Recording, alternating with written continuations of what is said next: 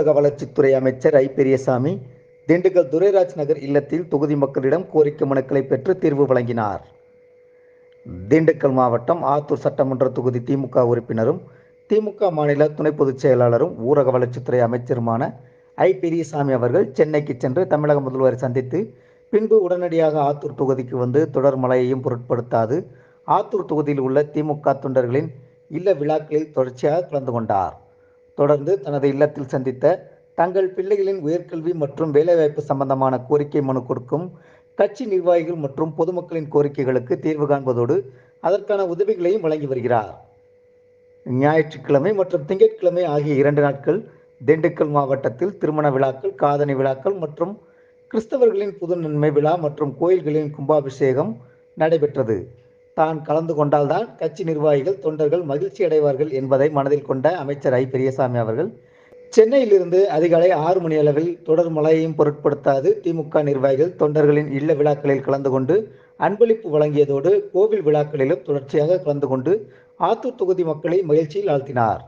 அதன் பின்னர் மதியம் 3 மணி அளவில் திண்டுக்கல் துரைராஜ் நகர் இல்லத்திற்கு வந்தபோது அங்கு காத்திருந்த தொகுதி மக்களிடம் கோரிக்கை மனுக்களை பெற்று தீர்வு வழங்கினார்.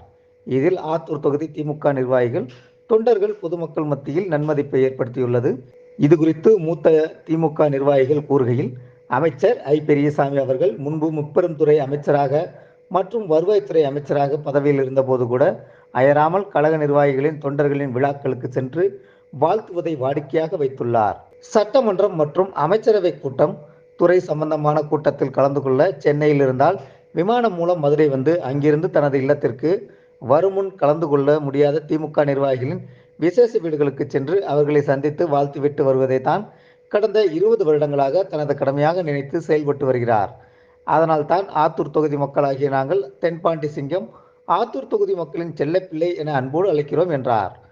பொதுமக்களிடமிருந்து கோரிக்கை மனு பெறும் நிகழ்ச்சியின் போது திண்டுக்கல் கிழக்கு மாவட்ட திமுக பொருளாளர் சத்தியமூர்த்தி, தலைமை செயற்குழு உறுப்பினர்கள் தண்டபாணி, ஆத்தூர் நடராஜன், திண்டுக்கல் திமுக நிர்வாகி அம்பை ரவி, பொதுக்குழு உறுப்பினர்கள் அக்பர், குட்டத்து ஆவரம்பட்டி டென்னிஸ் மலைச்சாமி, மாவட்ட இலக்கிய அணி அமைப்பாளர் முருகானந்தம், மாவட்ட விவசாய அணி அமைப்பாளர் இலக்கண்ணன், மாவட்ட தொண்டர் அணி துணை அமைப்பாளர் விவேகானந்தன், பஞ்சம்பட்டி மணி, அக்ரகாரம் பேரூராட்சி மன்ற தலைவர் மணி என்ற நந்தகோபால், துணைத் தலைவர் ஜெயபால், மாவட்ட விளையாட்டு மேம்பாட்டு அணி துணை அமைப்பாளர் பண்ணைப்பட்டி அருண், மாவட்ட வர்த்தக அணி அமைப்பாளர் பொன்முருகன், திண்டுக்கல் கிழக்கு பகுதி செயலாளர் ராஜேந்திரகுமார், ரெட்டியார் சத்திரம் ஒன்றிய மாணவர் அணி அமைப்பாளர் செல்வம், திண்டுக்கல் மாமன்ற உறுப்பினர்கள் நெல்லை சுபாஷ், ஆனந்தன், 7வது வார்டு திமுக நிர்வாகிகள் நரசிங்கம், வீரபாண்டி உட்பட திமுக நிர்வாகிகள் பலர் உடனிருந்தனர்.